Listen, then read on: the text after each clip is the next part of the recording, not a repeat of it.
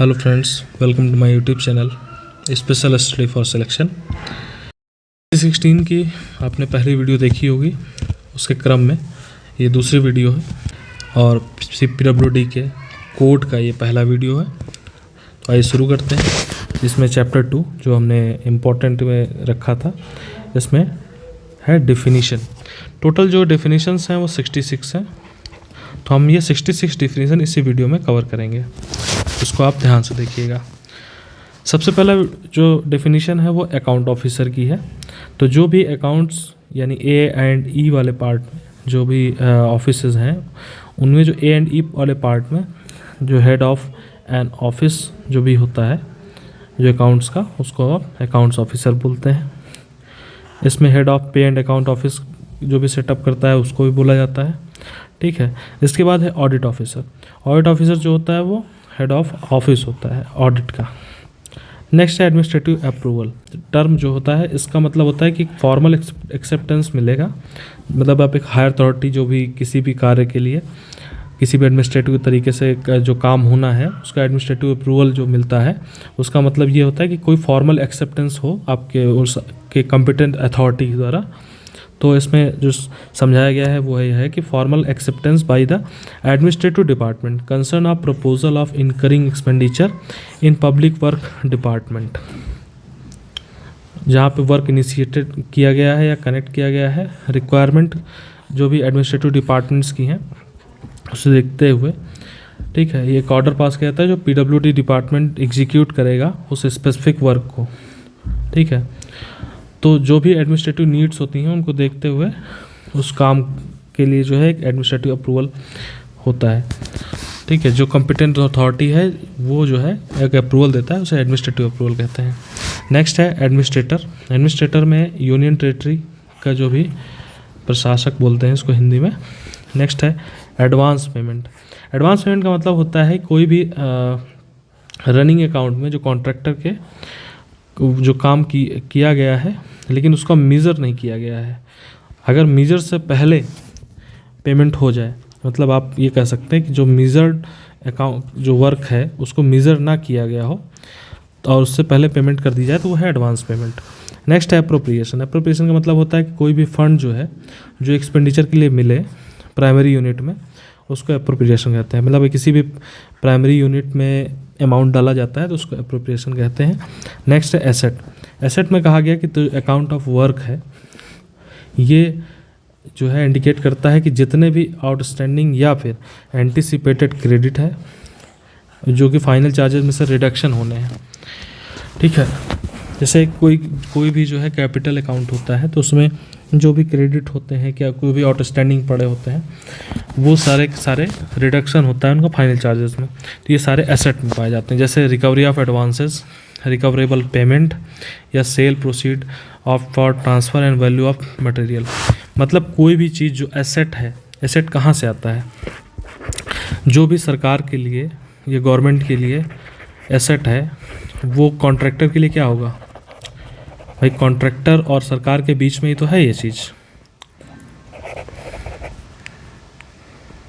Contractor और सरकार के बीच में है तो कॉन्ट्रैक्टर के लिए वो क्या होगा? लायबिलिटी, ठीक है। जब लायबिलिटी होगी ये, तो लायबिलिटी कॉन्ट्रैक्टर के लिए क्या होती है कि जो भी एडवांसेस है रिकवरी करने के लिए, कोई पेमेंट है जिसको रिकवर करना है, कोई सेल हुआ है उसका ट्रांसफ़र करना है, उसका सरप्लस जो मटेरियल सरप्लस हो गया है उसको वापस लाना है। तो ये सारी चीज़ें आपकी किस में आती हैं? एसेट में आती हैं गवर्नमेंट के लिए। नेक्स्ट है बैंक। बैंक कोई भी जो भी RBI के जो एक्ट है उसके अकॉर्डिंग कोई भी बैंक जो कि एजेंट के रूप में कार्य कर रही हो RBI का, वो बैंक कहलाती है। नेक्स्ट है बुक ट्रांसफ़र। इस टर्म का मतलब होता है कि जहाँ भी फाइनेंशियल ट्रांजैक्शन नहीं इन्वॉल्व होता, ये बहुत इंपॉर्टेंट पॉइंट है। फाइनेंशियल ट्रांजैक्शन इन्वॉल्वमेंट नहीं है, सिर्फ बुक से बुक में ट्रांसफ़र हुआ है तो उसको बोलते हैं बुक ट्रांसफ़र। मतलब कि एक खाता से दूसरे खाता में जिसमें receiving of cash, stock material जो कि अकाउंट में लाया गया है।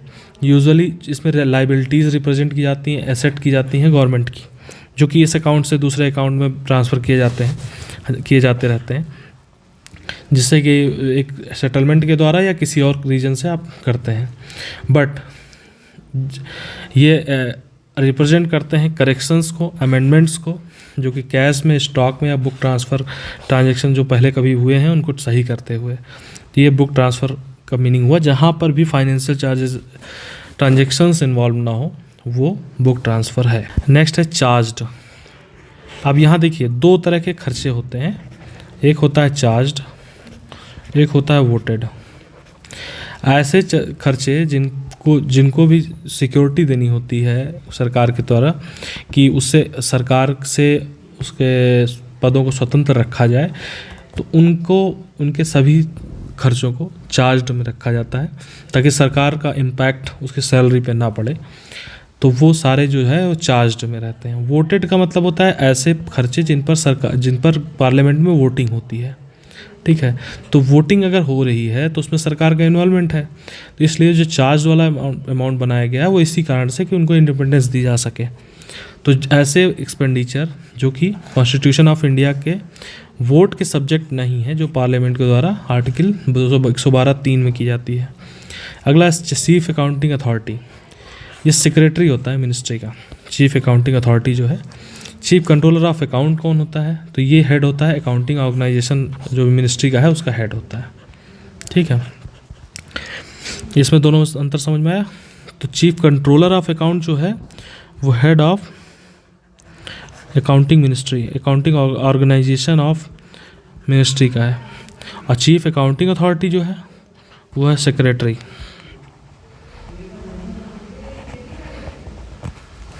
नेक्स्ट है कॉमर्शियल डिपार्टमेंट।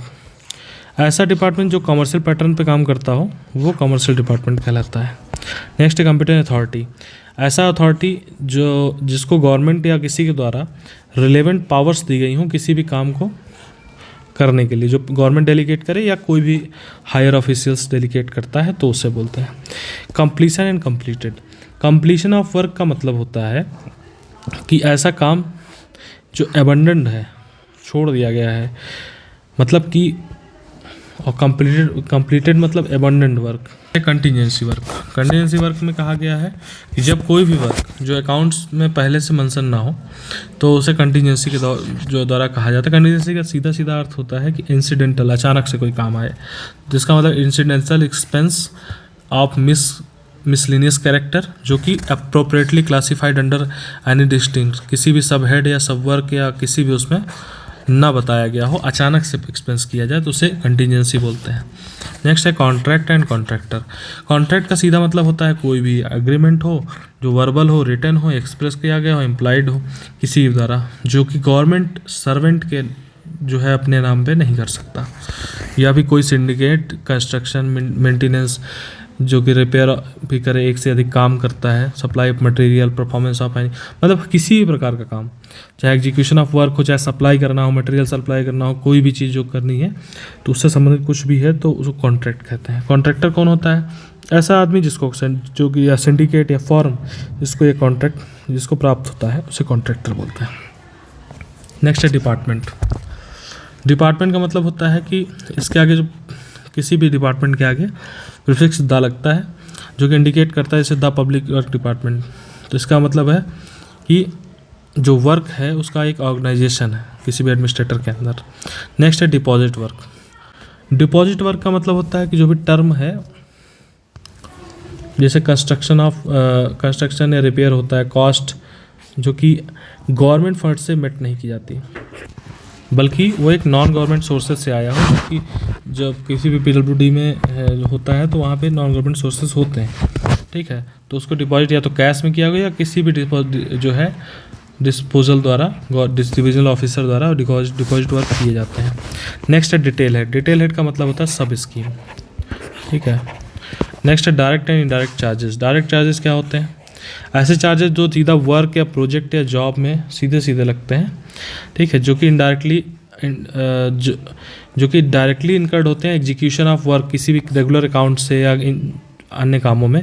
इनडायरेक्ट चार्जेस क्या होते हैं? वैसे चार्ज जो पर्टेन करते हैं इंसिडेंटल टू ए वर्क, किसी भी वर्क में अचानक से कोई काम डाल दिया जाए पैसा, प्रोजेक्ट या फिर किसी भी मैन्युफैक्चर शॉप में, जो कि पहले से जो है डायरेक्टली उसको जो है सपोर्ट ना करता हो, बस उसको सपोर्ट देने के लिए, मतलब कि डायरेक्टली उस पर काम के लिए नहीं रखा गया था, बट उसको सपोर्ट देने के लिए उसको जो है उसमें एक्सपेंडिचर किया गया है। ठीक है, नेक्स्ट है डायरेक्शन ऑफिस। ये टर्म इंडिकेट करता है कि ऑफिस जो भी एडमिनिस्ट्रेटिव ऑफिसर है उसका एक ऑफिस होगा जो जिसके अंडर में वन या एक से अधिक डिविजनल ऑफिसर्स वर्क कर सकते हैं इसके ऑर्डर में, और वो जो है किसी भी एग्जीक्यूशन ऑफ वर्क, रिसीट या डिसबर्समेंट में शामिल नहीं होगा। एग्जाम्पल के लिए DGW यानी director general of work, chief engineer या सुपरिटेंडेंट इंजीनियर या फिर सुपरिटेंडेंट ऑफ वर्क, इसलिए हो सकते हैं डायरेक्शन ऑफिस। बट जब कभी भी एक ऑफिसर इंटरेस्टेड होगा रिसीट और डिसबर्समेंट के लिए, पब्लिक मनी को लेता है या रिसीट या डिसबर्स करता है, तो उसको डिविजनल ऑफिसर के रूप में ही ट्रीट किया जाएगा। अगला है डायरेक्शन ऑफिसर। जो भी डायरेक्शन ऑफिस है, जो हेड होता है डायरेक्शन ऑफिस का, वही डायरेक्शन ऑफिसर होता है। गवर्नमेंट सर्वेंट जो भी सुपरिटेंडेंट इंजीनियर या फिर चीफ इंजीनियर है वो पद को होल्ड करते हैं। नेक्स्ट है डायरेक्ट एंड इनडायरेक्ट रिसीट। कोई भी रिसीट प्राप्त हो, डायरेक्ट है या इनडायरेक्ट है। तो डायरेक्ट रिसीट क्या होती है? जो कि रेवेन्यू रिसीट का पार्ट हो, ठीक है, रियलाइज़ की हो कनेक्शन विद वर्क या प्रोजेक्ट या फिर किसी भी ऑफिसर जो पब्लिक PWD का है या किसी अदर डिपार्टमेंट से, या फिर अकाउंट डायरेक्टली आई हो किसी प्रोजेक्ट या फिर वर्क में, वो डायरेक्ट है। नेक्स्ट है इनडायरेक्ट रिसीट। ऐसे रिसीट जो कि इंसिडेंटल आए, ठीक है, स्कीम ऑफ वर्क या फिर जो कि डायरेक्टली जो है डिटेल है अकाउंट में ना आए, ठीक है, वो जो है सारा क्या आता है? इनडायरेक्ट में आता है, इनडायरेक्ट रिसीट में। नेक्स्ट है डिवीज़न एंड डिविजनल ऑफिस। जब भी हम डिनोट करते हैं एग्जीक्यूटिव चार्ज जो कि होल्ड किया जाता है डिविजनल ऑफिसर द्वारा, और हेड ऑफ ऑफिस उसका चार्ज होता है, और जो ऑफिस जो कि इंडिपेंडेंट एग्जीक्यूटिव सब डिवीज़न होता है ये डिविजनल ऑफिस होता है। जहाँ पे एग्जीक्यूटिव सब डिवीज़न इंडिपेंडेंट हो वो जो है डिविजनल ऑफिस होता है। और ये सुपरिटेंडेंट किया जाता है, एक वर्कशॉप होती है इंडिपेंडेंटली जो कि डिविजनल ऑफिसर के हाथ में होती है। नेक्स्ट है डिविजनल ऑफिसर। इस टर्म का मतलब होता है एक एग्जीक्यूटिव ऑफिसर जो कि PWD वर्क में काम करता है, जो कि किसी के सबऑर्डिनेट नहीं है, किसी भी एग्जीक्यूटिव या डिसबर्सिंग ऑफिसर के। यद्यपि वो जो है एग्जीक्यूटिव चार्ज होल्ड करता है जो कि रिकॉग्नाइज नहीं होता है एज डिवीज़न के नीचे का भी चार्ज वो रिकॉग्नाइज करता है, लेकिन वो उसके अंडर में वो किसी भी ऐसे सबऑर्डिनेट के अंडर में नहीं होता जो कि अनदर एग्जीक्यूटिव हो या डिविजनल ऑफिसर हो, डिसबर्सिंग ऑफिसर हो गवर्नमेंट कंसर्न का। फिर है कि ऑफिसर इंचार्ज जो भी है वो एक इंडिपेंडेंट सब डिवीज़न हो सकता है जो कि डिवीजन तो भी ट्रीट किया जाएगा डिविजनल ऑफिसर की तरह, ठीक है। डिसबर्सिंग ऑफिसर किसी भी अदर डिपार्टमेंट का जो कि स्पेंड करता है PWD का फंड को, वो भी required to render their account, जो कि डायरेक्टली PO के लिए PO को अपना अकाउंट भेजेगा, और उस वहाँ पे भी टर्म डिविजनल ऑफिसर ही लिख के आएगा। नेक्स्ट है फाइनल पेमेंट। लास्ट पेमेंट जो होती है रनिंग अकाउंट की, made to contractor after completion of determined of his contract and full settlement of account. जब फुल सेटलमेंट होता है एक्स्ट्रा फाइनेंशियल एडवाइजर, ऐसा इसका मतलब एडवाइज़र है जो बजट, अकाउंट्स मैटर और जो कि इंटरनल फाइनेंस मिनिस्ट्री का पार्ट है। नेक्स्ट है गवर्नमेंट। गवर्नमेंट का मतलब होता है कोई भी सेंट्रल गवर्नमेंट, यूनियन टेरेटरी या जिनका भी वहाँ पे अपना दायरा हो। ग्रांट का मतलब होता है कि कोई भी प्रोविज़न जो कि पार्लियामेंट द्वारा फंड का जो प्रोविज़न है वो पार्लियामेंट द्वारा दिया गया हो, ग्रांट होता है। इंक्लूसिव रेट ऑफ कॉस्ट, या जिसका मतलब है कि पूरे कार्य के दौरान जो कि रेट ऑफ कॉस्ट हो रिलेटिंग किसी भी सब हेड के रिलेटेड, या कॉस्ट ऑफ मटेरियल जो कि सेपरेटली जो है रिकॉर्ड की जाती है अकाउंट्स में। नेक्स्ट है इंटरमीडिएट पेमेंट। ऐसे पेमेंट डिस्बर्समेंट जो कि रनिंग अकाउंट में की जाती है जो कि फाइनल पेमेंट नहीं होती है, वो सभी इसमें इंक्लूड होता है क्या क्या? एडवांस पेमेंट, सिक्योर एडवांस, ये सारी चीज़ें। मतलब इंटरमीडिएट पेमेंट में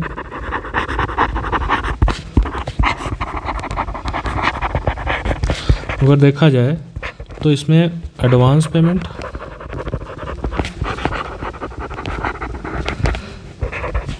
सिक्योर्ड एडवांस, तो शामिल होता है, लेकिन फाइनल पेमेंट ये जो है इसको हटा दिया जाता है। याद रखिएगा, इंटरमीडिएट पेमेंट में फाइनल पेमेंट नहीं आता है, तो बेसिकली याद भी रहेगा। इशू रेट, जिसमें टर्म डिनोट किया जाता है कॉस्ट पर यूनिट फिक्स्ड की जाती है इशू रेट में। किसी भी आर्टिकल के जो है रिस्पेक्ट में कॉस्ट पर यूनिट फिक्स की जाती है, जो कि स्टॉक या डिपार्टमेंट में वैल्यूएशन के लिए रखा जाता है। इस पर्पज़ के लिए कैलकुलेट करते हैं अमाउंट जो कि क्रेडिटेबल होता है सब हेड में, ठीक है। इसको स्टॉक अकाउंट में जो है शामिल करते हैं बाई चार्ज ऑफ अकाउंट और सर्विस रेंडर। सीधे बात यह है कि इसमें जब भी कोई क्वांटिटी ऑफ आर्टिकल होता है इशू करना है फ्रॉम स्टॉक से, तो उसमें एक इशू रेट होता है जिसमें handling charges and other incidental charges को इंक्लूड किया जाता है इन issue rate. Suitable percentage base में उसमें कैरेज लगता है, ठीक है। Other incidental charges previous year के जोड़े जाते हैं। स्टोरेज चार्जेस रिव्यू किए जाते हैं, फिक्स किए जाते हैं beginning of the year. Issue rate में क्या क्या शामिल होता है? हैंडलिंग चार्जेस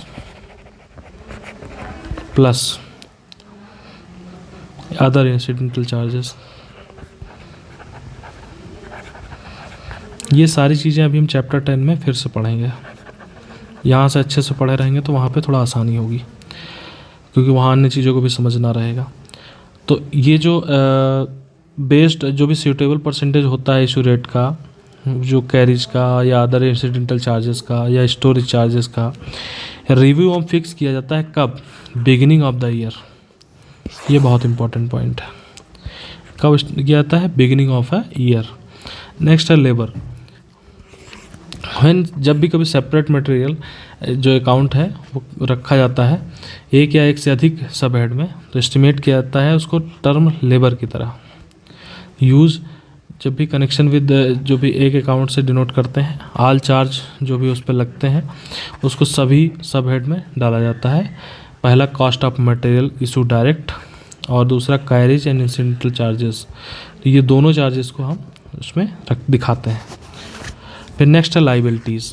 जब भी कोई अकाउंट्स ऑफ वर्क चलता है तो उसमें टर्म इंक्लूड किए जाते हैं सभी एंटिसिपेटेड जो चार्जेस हैं, जो कि एडजस्टेबल होंगे फाइनेंशियल चार्ज के फाइनल चार्ज के साथ, जो कि अभी तक पेड नहीं है, ठीक है। फिर next regardless for whether not, जो भी ड्यू पेमेंट्स के लिए बचे हुए हैं, जो कि जो ड्यू हैं और जिनका भी क्रेडिट करना है, place to credit to person जो भी कंसर्न है, और सस्पेंस सेट के द्वारा सबऑर्डिनेट को दिए जाएंगे। भी फाइनेंस चार्जेस होते हैं उनमें जो सरकार के द्वारा या पीडब्ल्यूडी डिपार्टमेंट के द्वारा पैसा जाना होता है वो लाइबिलिटीज़ के दायरे में आता है। नेक्स्ट है local loan works. Local loan works का मतलब होता है कि वर्क्स जो कि एग्जीक्यूट करे जाते हैं पब्लिक वर्क डिपार्टमेंट के द्वारा, जिस बिहाफ ऑफ म्यूनसिपालिटी या पोर्ट ट्रस्ट या अदर कोई भी कॉरपोरेशन द्वारा अगर कोई काम हम पीडब्ल्यूडी द्वारा कराया जाता है उसे लोकल लोन वर्क्स बोलते हैं, ठीक है। जब भी ये लोन गिवन होते हैं गवर्नमेंट द्वारा इस पर्पज़ के लिए। नेक्स्ट है मेजर एस्टीमेट। मेजर एस्टीमेट की बात करें अगर, तो ऐसा वर्क जिसको सैंक्शन अमाउंट एक्सीड करता है कितना? 50 लाख। तो ये जो है कन्विंस जो भी इनका वर्क इटसेल्फ है, तो इसमें 50 लाख से ऊपर का जो भी काम है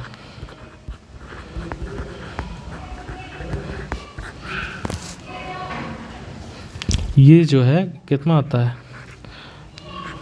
मेजर में आता है ये अधिक, और जब लो कर देते हैं इसके बाद मेजर हेड में आता है। तो मेजर हेड की बात करें तो इसमें क्या यूनिट क्लासिफिकेशन जो भी अकाउंट डिनोट किए गए हैं, जैसे कि 2059 हो गया, 2216 हो गया। नेक्स्ट है मार्केट रेट। यूज़ करते हैं कोई भी आर्टिकल बॉन्ड किया जाता है स्टॉक अकाउंट पे। डिवीज़न केयर जो कि टर्म डिनोट करते हैं कॉस्ट पर यूनिट पे।